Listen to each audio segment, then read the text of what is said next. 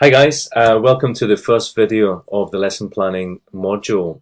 And in this video, I would like to talk about one of the readings that you did this week, which was from English Teaching Professional, called Lesson Planning Right from the Heart by Duncan Ford. And I want to have a look at how a lesson might look, one of these heart lessons might look in reality, and also connect this type of lesson to your teaching practice assessment that you'll do in the face-to-face part when you come to one of our centres. So if we go back through what Duncan said, in his article, is that lesson planning from the heart. That in this type of lesson, the lesson will have a heart. Now, let's assume that the heart is the heart of the lesson. The heart is communicative, and we can base this communicative activity on some of the common European framework can-do statements, as we do here in Europe. So, for example, your level of English will depend on what you can do in that language. So, for example, can you do the check-in and give your details to the hotel reception? Yes, I can. You're level A1. Can you explain a problem that you have in your hotel room? Yes, I can. That's your level A2. Can you order lunch in a restaurant? Yes, I can. Then you're level A2. Can you then explain a problem that you have with that dinner or that lunch to the waiter and solve it? Yes, I can. Well, then you'll be B1. So let's assume that heart of this lesson is order lunch in a restaurant. So, as Duncan said in his article, everything that you do in this lesson must support that heart. And he used the metaphor of veins and arteries pumping into the heart and pumping out to bring it to life.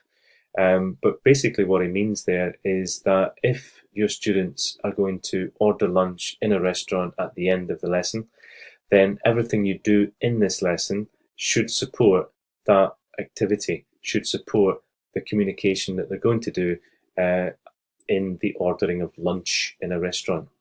So let's have a look at possible things that we can use then to support the communicative heart.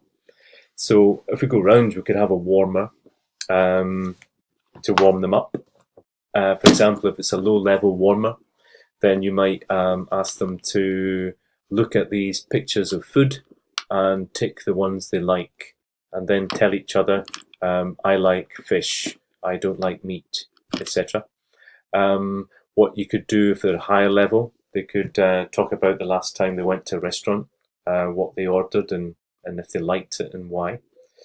You may like to present some of the language that you are teaching during this lesson. So your new language could be, for example, functional language. It could be, phrases, functional phrases to order lunch. Could I have the chicken, please? Or I'll have the chicken. Or I'd like the chicken, please. You might want to give them functional language, to order lunch, assuming that they already know the vocabulary. If they're at a lower level, then the language you could be practicing in this lesson could be lexis, food lexis. So there'll be a presentation and the practice of that lexis. For example, you could present the language in the warmer, where they are ticking the things that they like and the things they don't like. But you could also present the language in the sense of meaning, where you match the word to the picture. So fish, match it to the picture of fish. Peas, match the peas to the picture of peas, etc. So that'll be a meaning-based activity. And then you might want to practice the form of the language, where they can do a gap fill. You can make a menu into a gap fill, and they fill in the missing parts. So there you've got the words in the box, and they've got to put that into the menu where they think it fits. So you've got fish pie, you've got meatballs, and veg, etc. So they're putting the words into the language. So obviously working with the language and context there, you're working with the menu, you're matching the meanings of the words, you're working with the menu and you're completing the menu as an activity for um, the language practice. So then you another ingredient and a vital ingredient in your Trinity Assess lessons is pronunciation. So you've got to decide what depends on the level of the pronunciation, what type of activity can you do then for pronunciation. If it's low level and you're doing just Lexis, then you may want to do, for example, word stress on the words that you're going to use in the Lexis that you're teaching. For example, it's chicken and menu, um, vegetables, etc. So your pronunciation work there would be, using the Lexis that you're teaching and doing word stress. If they're a higher level and you assume that they already know, the vocabulary, so you want to give them a variety of phrases that they can use to order lunch. So, for example, you practice the language. They could do a sorting activity for meaning. This is for ordering. This is for ordering food. This is for ordering drink. This is for asking the waiter questions about the menu. And then they would do some sort of form-based activity on these phrases. But then your pronunciation point and your pronunciation practice for these phrases could be, for example, sentence stress. Could I have the chicken, please? Where they're spotting which words are strong in the sentence, which words are reduced. What's functional language, what's content words. So could I have the chicken, please? I'll have the chicken, please. I'd like the chicken, please. So they're focusing on I'd like chicken being the content words and the being reduced as the functional words. That would be the clearly connected to your language work there. Um, Moving over to the other side, you might want to give them a listening text, possibly a video of some some people at a table ordering lunch in a restaurant, so that they can see the language being used in context. This can be used as a warmer or a presentation as well, but you may want to use this listening so that they can hear and see the language being used in context. So the reading and the listening text, or the listening text of the video, as we say here, can support the lesson in a variety of different ways. It can come at the beginning, it can come in at the end, or just before they do the speaking activity, or you may want to use it, as a text for information, TAVI. Text is a linguistic object, TALO. You may want to get the information from the video. You might want to, then start taking language out of the video. For example, take out these phrases, polite phrases for asking, for ordering food. Take out the phrases for catching the attention of the waiter, etc. And then you've got feedback and reflection. So, for example, you might want to do ordering lunch. You might want to split the activity where you've got, the waiters and the customers in the restaurant, where they order lunch.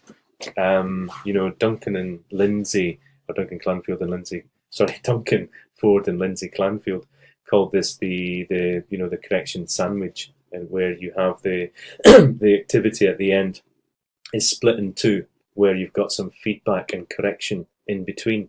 So the idea there could be that you have the waiters serving the customers in the first part of the activity.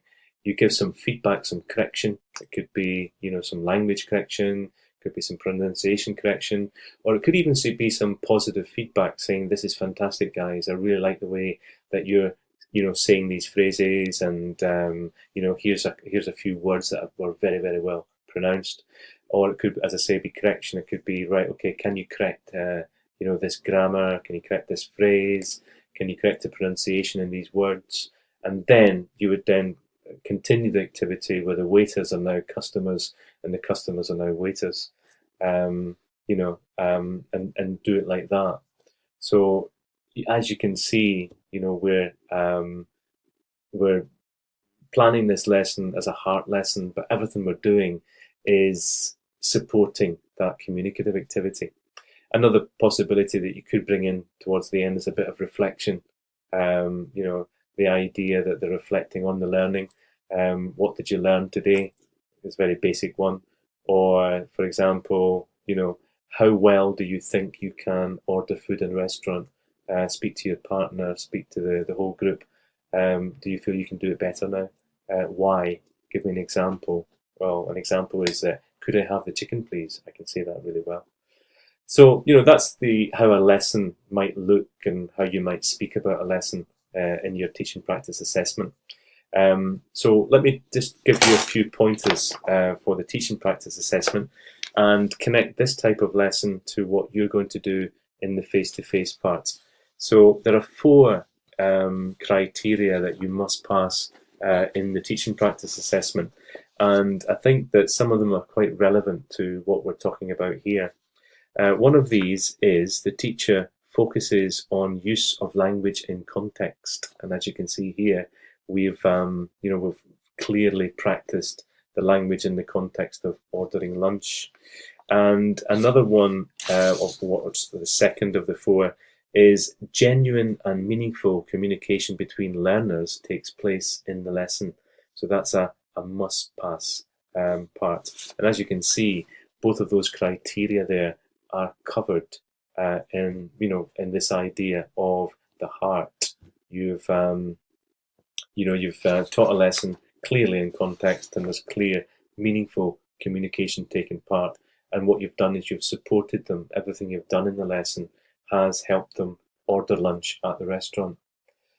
So just to close, you'll do in the teaching practice assessment, you'll do 5 lessons. 4 of these lessons will be internally assessed, and 1 of the lessons will be externally assessed by Trinity.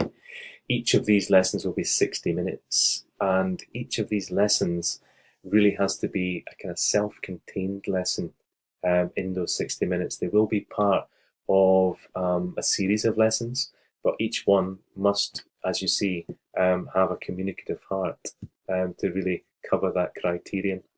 So, as you can see, and what I'm proposing here is that the idea of planning a lesson from the heart actually can help you, not only in your teaching from day to day, but also when you come to do your teaching practice. Thank you.